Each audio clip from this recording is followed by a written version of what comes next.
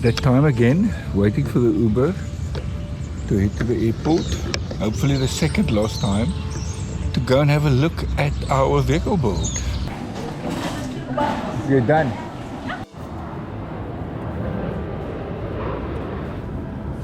A very good morning from a rainy Joburg. I've got Adrian as my pilot today, driving like he stole it. Luckily it's his own Hilux. Driving like fucking this daisy. And we are half awake and ready to go and see our new camper build. Kareen is unfortunately in the dark box. I'm in the extra cab. Yeah. The extra cab is a vehicle she's always wanted. Yes. So that, I'm living the dream. but Joburg looks like Cape Town. It's dreary. With misty rain, but yeah, let's go and have a look what our new build looks like. In the preceding months, we have stripped the old camper, removed the camper from the vehicle and the load bin from the vehicle. So we ended up with a bare chassis that we cleaned up, made sure it was rust proof, removed rust from the windows and resprayed the cab of the bakkie. We then sprayed the chassis, built a flatbed and powder coated the flatbed. We've built some load bins that would be added underneath the flatbed. And now we were ready to put on the camper that has previously been built from fiberglass. It was exciting times and we had a million things to check and made sure that we and Abba Campers were on the same page. Your first impressions, honey? I'm super excited. Do you think we have got more packing space? I think so, yeah. I don't think we've got more packing space. I think we've got more living space. We've got more living space, but these shelves are deep. Check all uit. There's a lot Baie of material pakplek. here. Yeah. There's lots of opportunities. We wanted to combine the comfort of living in a van with the practicality of a 4x4 off-road camper. We wanted to keep the weight as low down as possible to maintain our off-road capabilities. Okay, this is the new home. Ample space. We are going to have a roof, but nice cupboards.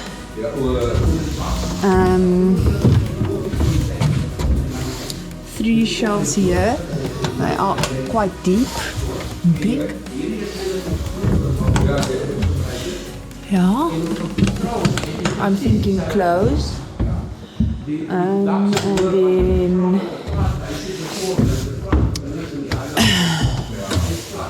more packing space, shelves, kitchen unit with a zinc, nice and big.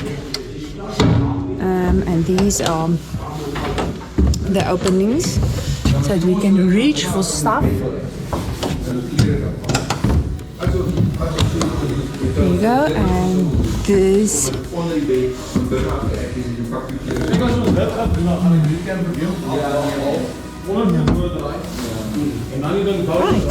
and then here also some open space. There's some shelves in here. On the outside, we have 2 load bins mounted where I would store all my heavy tools.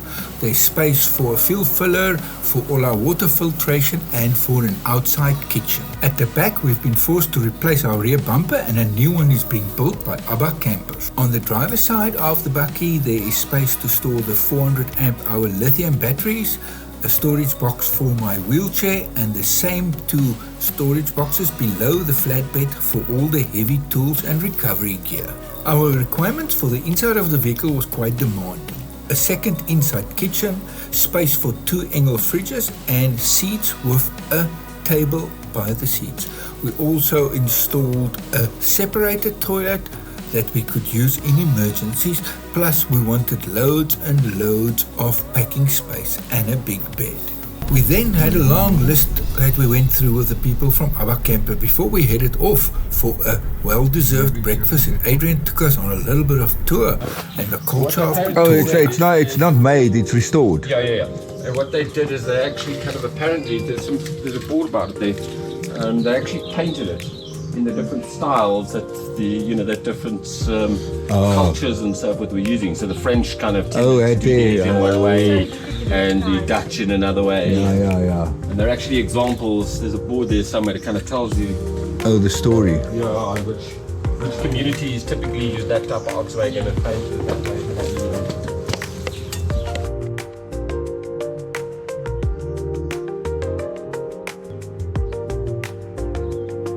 Here they still bake bread in the traditional way in a wood-fired oven, and they make coffee in the traditional way right from the beans.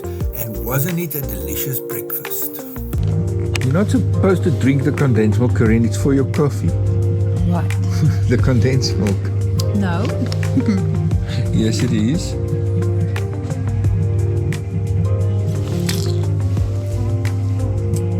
Adrian, what's this place called again? The Volkswagen Lodge. Oh, it's Used to be called Volkswagen. the Krung, I think. But it's Volkswagen Lodge. Or maybe the Kroll. Oh, there's sugar as well. And milk. Where? What's this? Oh, for people like you that Yeah. that he drinks the condensed milk straight, and, Yes. then they don't have enough left for their coffee. Good coffee.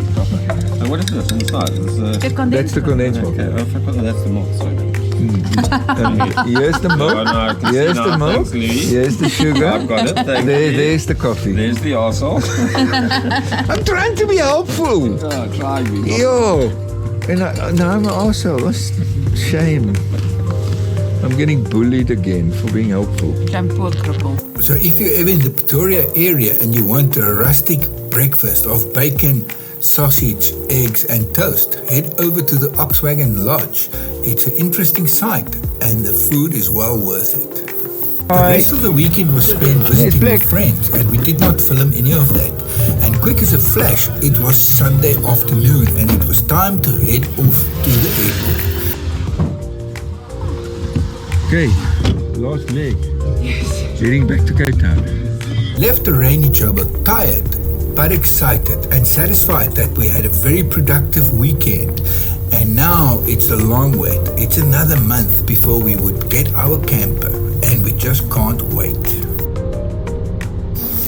Then it was the normal airport rigmarole, checking in and getting onto the plane so that we can get home to the mother city, where we would hopefully have warmer weather. Lekker man, lekker.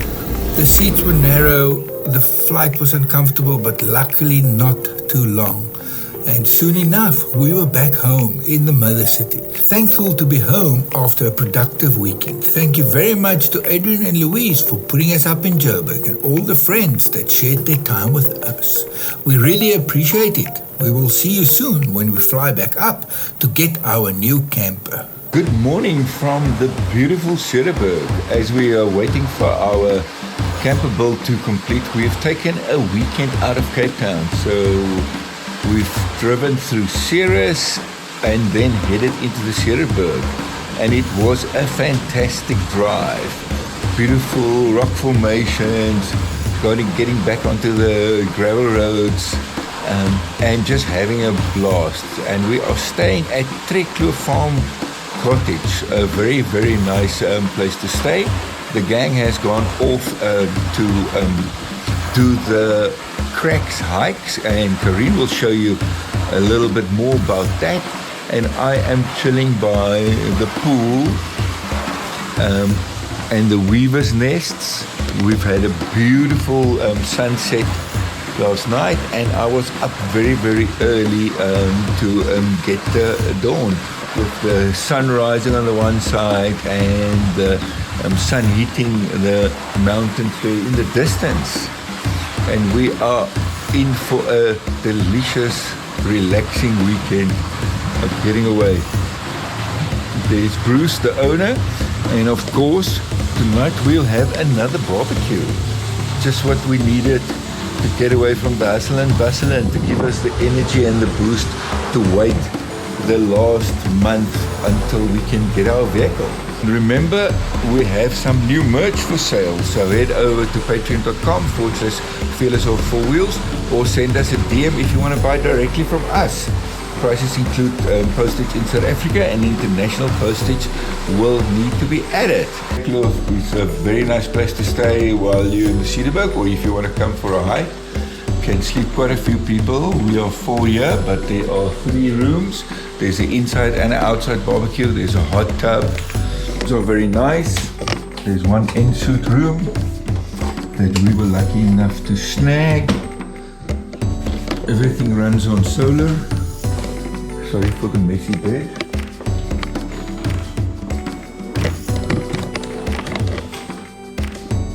A very nice bathroom with an enormous shower. It's done a great job to have such a big house that can operate off-grid. Just make the bed slightly. There's some very quaint touches. 2 rooms have a fireplace in the room, big dining room table and a big lounge with the inside fireplace, and then quite a nice kitchen. Because everything runs on solar power. There's no microwave or electric kettle, but there's gas, and then there is a classic old wood fire stove. So we think this guy will be burning. It's the first time I've seen a Defy branded stove. For those that don't know them, you make the fire on the one side,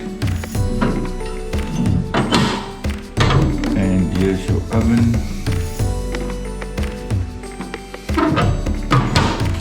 and then here is your place for your pots and pans and the chimney going out. Another bedroom with a double and a single bed, and again its own fireplace and a very nice view.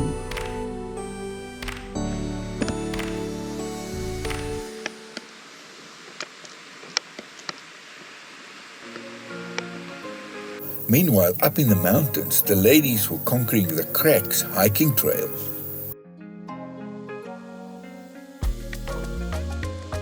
So it is 7:30 and we are conquering the Wolfberg Cracks today. And with me is my friend Lynn. Hello Lynn. Yeah, so we are quite excited to see what the Cederberg holds for us. Wish us luck. I think the first crack is over there. It's quite steep, but it's still early days. This walk is 7 kilometers and should take us 2 to 3 hours, I said. We'll see. How fit do we consider ourselves, Lynn?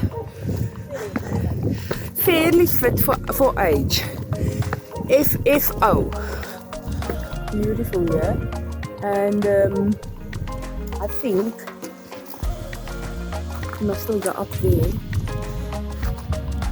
So far, I think that it would be quite strenuous for us if you had to take all your gear up to sleep at the arch. So maybe this is a good idea to first do the cracks to get a feel for it. We've done 900 meters.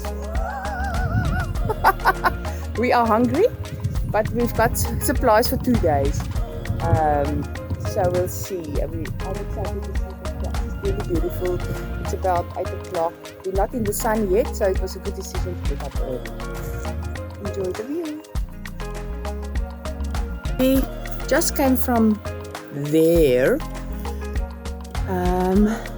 We were not sure, but we are in the cracks now. This is truly magnificent. There's erosion there, and there's Lynn, just to give you an idea of the magnitude of where we are. There's an echo. Yeah, it's a bit of a climb. I wouldn't advise anybody with knee problems to do this. But yeah, wow, this is going to be amazing. I've noticed a rock there hanging on the ledge. Sure, it is going to fall, but maybe only in a in 100 years. Look at that. Ooh. Not today. Entered the wide cracks by mistake. We wanted to do the narrow cracks first and then come down in the wide crack, but this is fine. It's still beautiful. This is not a compromise.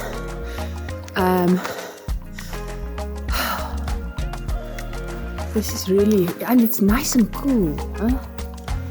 Rock formations. We're gonna have our sandwich now. Jy's daar. Ja. En dan is een beetje. Ja, kan je dat? Oké, go. Die fijne mensen. En dan zo even lang direct weer. Cool.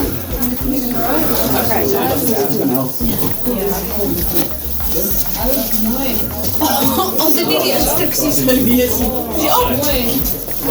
Mooi. Kijk. Oké, dan gaan we backpack filmen. Ach, ze is nog heel oppie. Ze kan je oh nee. Zij zo, maar je gaat hem dan goed gooien. Zijn jullie mijn backpack?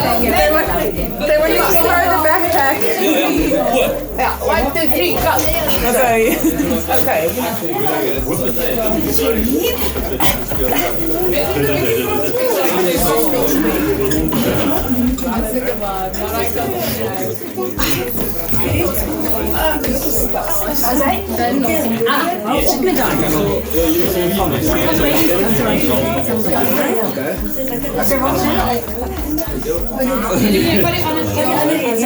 Oké, nou daai arm hierso en dan swing jy oor. Ek weet nie of jy dedicated out. Okay, so we are actually quite happy that we decided to turn around and do the narrow crack first and then the wide crack.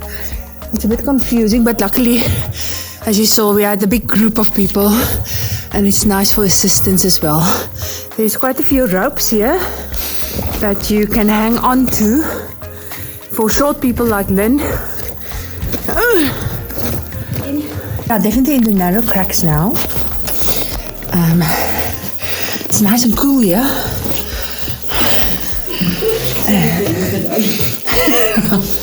Oh wow. In the narrow cracks.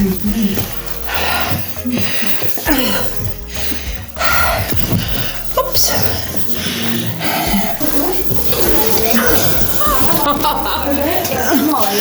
Yeah. No boulder is big enough for us.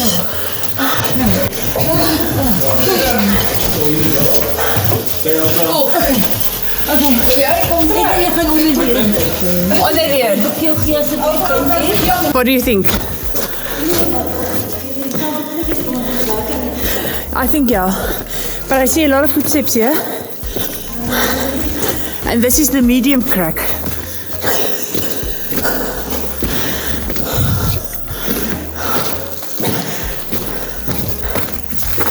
Ah, easy walk.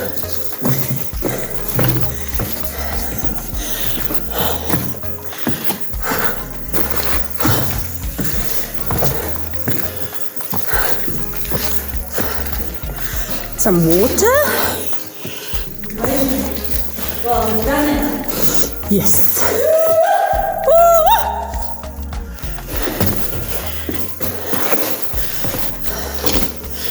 Hey, we've made it. We're on the plateau, and now to get down, you just turn left, and you will notice there's cairns on the rocks. And maybe I can go this way. Look for footsteps. The one thing that I can complain about is, yeah, they could have put a bit more signage up. Not necessarily painted arrows, but especially at the narrow crack, just to where to go over and under. It is a bit of a challenge.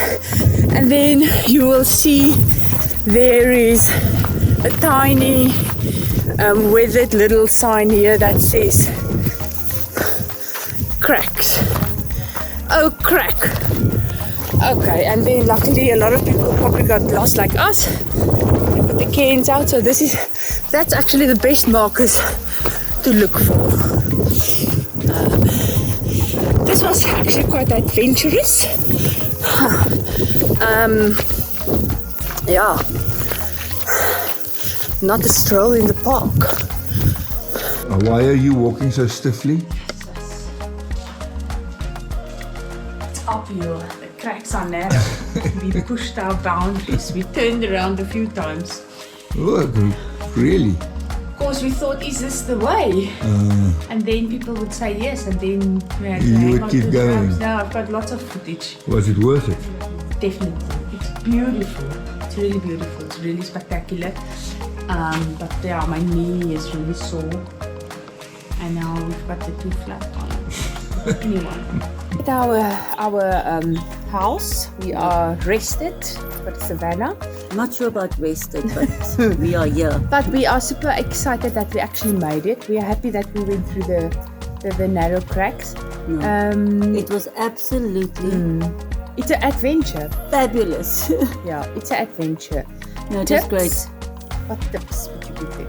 I would take a head torch, just because it's quite dark at the narrowest points, just to see where you must step, and then just watch out for the canes, because the signage, there's not a lot of signage. No, there's not a lot of signage. Not enough. And go early. And we didn't walk to the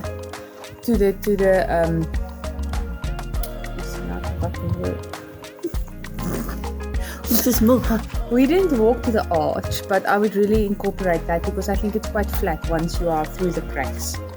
Then you can just go on. But yeah, this was really an adventure, and I'm glad that you joined us. Yes, yeah. and we must say to people that you have to do it. You have to do it. Yes, yes. And a lot of people, it was quite busy, but it was nice because people helped us. As first timers, we really sometimes struggled. We didn't think that you have to really go through that hole or over that boulder, and then you had to. So yeah, that is why I'm saying, yeah, signage. I don't know what type of signage, or maybe just a better map. I'm not sure, but yeah, we would have turned around if somebody didn't say you have to go through that.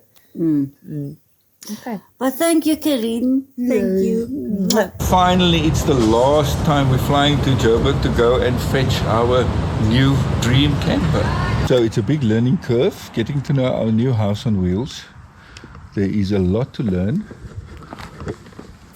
What is your first impressions? I love it.